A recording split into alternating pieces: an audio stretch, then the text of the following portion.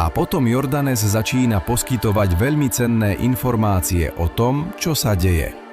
Spomína príbeh o Ermanarichovi a Sunilde, ktorá bola na jeho rozkaz roztrhaná divými koňmi.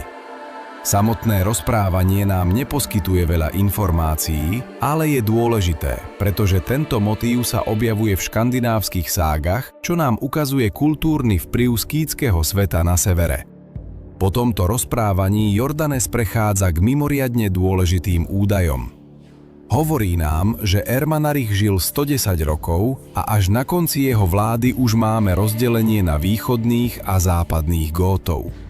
Môžeme dospieť k záveru, že toto rozdelenie súviselo s vojenskými konfliktmi a tým aj s vojenským vyčerpaním oboch skupín, čo využil hunský kráľ Balamber.